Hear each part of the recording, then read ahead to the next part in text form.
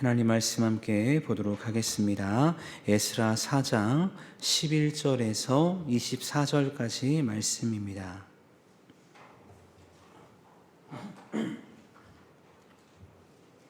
에스라 4장 11절에서 24절까지 말씀 우리 한 목소리로 함께 봉독하겠습니다. 아닥사스다 왕에게 올린 그 글의 초본은 이러하니 강 건너편에 있는 신하들은 왕에게 아뢰나이다. 당신에게서 우리에게로 올라온 유다 사람들이 예루살렘에 이르러 이 패역하고 악한 성읍을 건축하는데 이미 그 기초를 수축하고 성곽을 건축하오니 이제 왕은 아시옵소서. 만일 이 성읍을 건축하고 저 성곽을 완공하면 저 무리가 다시는 조공과 관세와 통행세를 바치지 아니하리니 결국 왕들에게 손해가 되리이다. 우리가 이제 왕궁의 소금을 먹음으로 왕이 수치당함을 참아 보지 못하여 사람을 보내어 왕에게 아뢰오니 왕은 조상들의 사기를 살펴보시면 그 사기에서 이 성읍은 패역한 성읍이라 예로부터 그 중에서 항상 반역하는 일을 행하여 왕들과 각 도에 손해가 된 것을 보시고 아실지라 이 성읍이 무너짐도 이 때문이다. 이제 감히 왕에게 아뢰오니 이 성읍이 중건되어 성곽이 준공되면 이로 말미암아 왕의 강 건너편 영지가 없어지리다 하였더라. 왕이 방백 루흠과 서기관 심세와 사마리아에 거주하는 그들 동관들과 강 건너편 다른 땅 백성들의 조서를 내리니 일렀으되 너희는 평안할지어다. 너희가 올린 글을 내 앞에서 낭독시키고 명령하여 살펴보니 과연 이 성읍이 예로부터 왕들의 거역하며 그 중에서 항상 패역하고 반역하는 일을 행하였으며 옛적에는 예루살렘을 다스리는 큰 군왕들이 있어서 강 건너편 모든 땅이 그들에게 조공과 관세와 통행세를 다 바쳤도다. 이제 너희는 명령을 전하여 그 사람들에게 공사를 그치게 하여 그 성을 건축하지 못하게 하고 내가 다시 조서 내리기를 기다리라. 너희는 삼가서 이를 게으르지 말라. 어찌하여 화를 더하여 왕들에게 손해가 되게 하랴 하였더라. 아닥사스다 왕의 조서 초본이 르음과 서기관 심세와 그의 동료 앞에서 낭독되매 그들이 예루살렘으로 급히 가서 유다 사람들을 보고 권력으로 억제하여 그 공사를 그치게 하니 이에 예루살렘에서 하나님의 성전 공사가 바사 왕 다리오 제2년까지 중단되니라. 아멘. 어제 말씀에 이어 오늘 본문 말씀은 남유다와 베냐민 즉 포로 귀환 공동체의 대적이 누구였는지 그들이 어느 시대에 또 어떤 방법으로 방해를 했는지에 대해서 말씀을 하고 있습니다. 이 말씀을 이해하기 위해서 간단하게 남유다 포로 귀환의 연대표를 만들었는데 아마 입구에 배분된 연대표를 보시게 되었을 것입니다. 그 표를 보면서 간단한 배경을 설명드리고자 하는데요. 하나님께서는 남유다의 하나님이셨지만 주변 나라 즉 강대국을 통해서 남유다를 치기도 하시고 그 주변 강대국을 통해서 남유다를 회복시키기도 하십니다. 특별히 에스라 말씀을 보면서 우리가 기억해야 될 나라는 바사라는 나라인데요. 우리가 흔히 페르시아라고 부르기도 하는 나라입니다. 연대기표를 보면 고레스로부터 아닥사스다까지 총 5명의 왕이 등장을 하고요. 그 왕들이 역사했을 때 어떤 역사들이 성경에 등장했는지에 대한 내용을 간단하게 기록을 해 놓았습니다. 이 역사 중에 남유다의 포로 기한은 총 3번에 걸쳐서 진행이 되게 됩니다. 1차 포로 기한은 스룹바벨과 예수아를 중심으로 고레스 원년에 이루어지게 되고요. 2차 포로 기한은 에스라를 중심으로 아닥사스다 제7년에 이루어지게 됩니다. 그리고 3차 포로 기한은 느헤미야를 통해서 아닥사스다 제20년에 이루어짐을 보게 되죠. 근데 바사왕 고레스와 그 아닥사스다 사이에 총 3명의 왕이 더 있었거든요. 그러니까 1차 포로 기한과 2차 포로 기한의 그 시간적 간격이 있는데 그 시간적 간격이 약 몇 년이냐면요, 80년의 간격이 있습니다.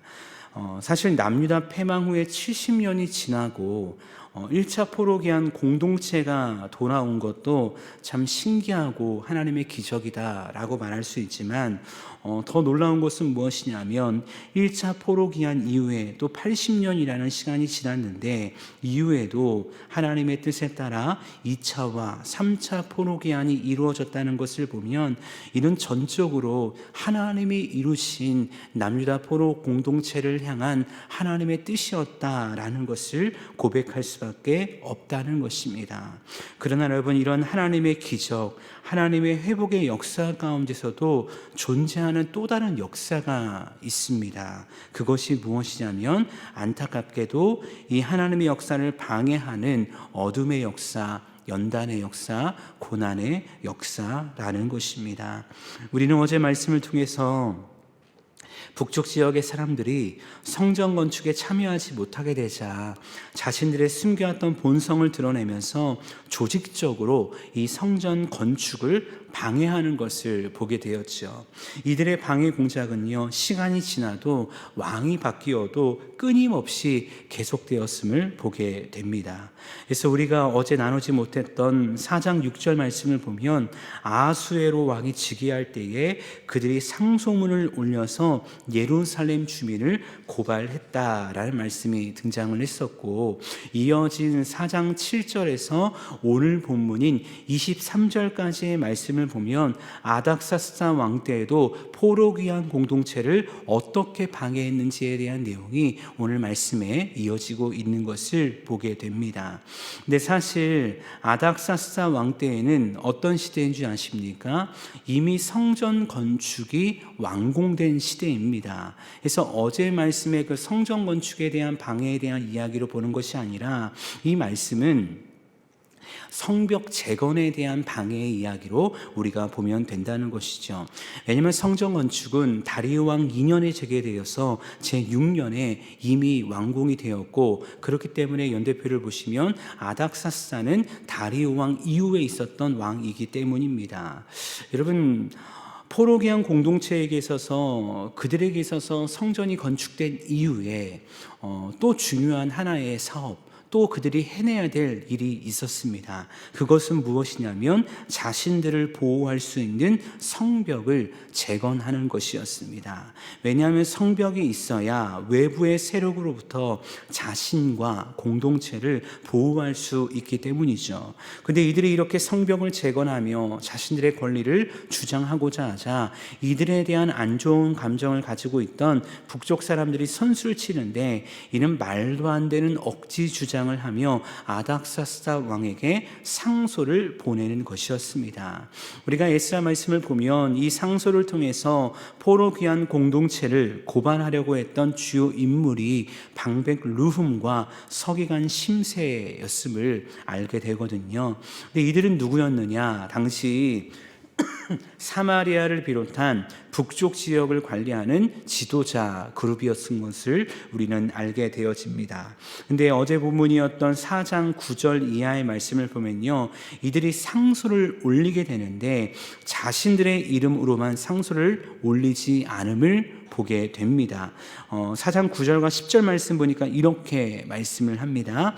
방백 르훔과 서기관 심세와 그의 동료 디낫 사람과 아바사 사람과 다블렛 사람과 아바세 사람과 아렉 사람과 바벨론 사람과 수산 사람과 대 사람과 엘람 사람과 그 밖의 백성 곧 종기한 오스 나팔이 사마리아 성과 유브라데 건너편 다른 땅에 옮겨둔 자들과 함께 고발한다 하였더라 라고 말씀하고 있습니다.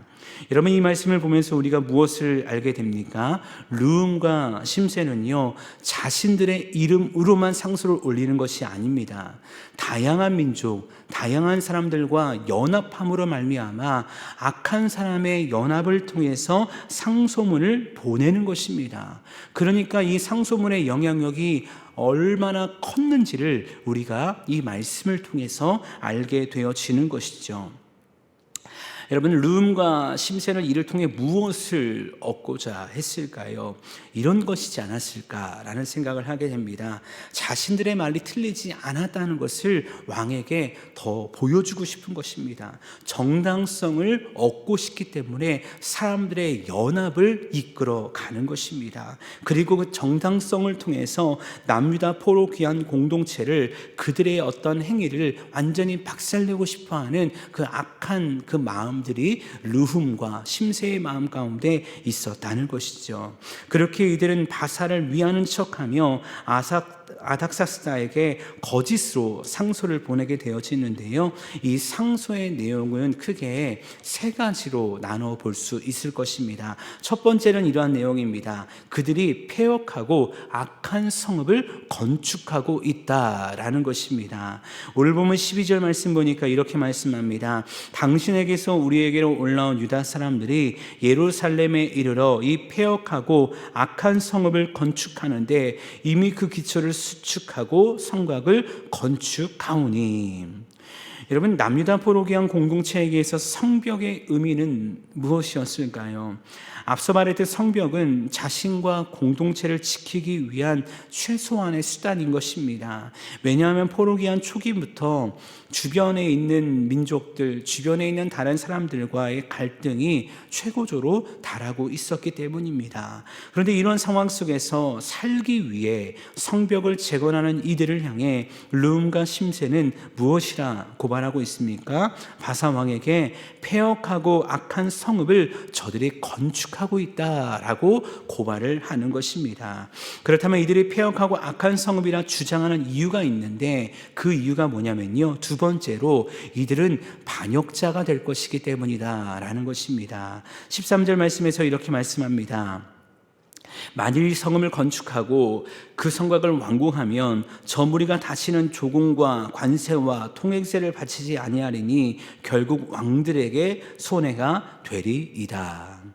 르움과 심새는 이들이 성읍을 건축하고 성곽을 완공하면 무엇을 일으킬 것이다 라고 확신하냐면요, 반역을 일으킬 것이다 라는 것을 확신하고 있습니다. 그러니까 성벽 재건과 함께 이들은 세금을 상납하지 않을 것이다 라고 거짓을 고하는 것이죠. 그리고 세금을 상납하지 않음으로 말미암아 왕의 손해가 될 것이다 라는 것을 말하는 것입니다. 여러분, 당시 강대국들 사이에서요, 가장 신경이 곤두서는 사건이 무엇일까요? 다른 것이 아닙니다. 반역을 일으키는 것입니다. 자신들에 대해서 벗어나려고 하는 그런 일을 일으키는 것이라는 것입니다. 근데 하필이면 이렇게 남유다 포로 귀환 공동체가 성벽을 재건할 때 그쯤에 어떤 일이 일어나냐면요, 바사 제국에 속해 있던 애굽이 반역을 일으키게 됩니다. 물론 이 애굽의 반역은 바사에서 보내진 메가비조스를 통해서 제압이 됩니다. 하지만 그 제압하는 시간이 얼마나 걸렸냐면요, 약 5년에서 6년의 시간 동안 군사를 보내고 시간을 쓰면서 그 애굽의 반란을 제압하는데 많은 시간을 쓰게 되었다는 것이죠.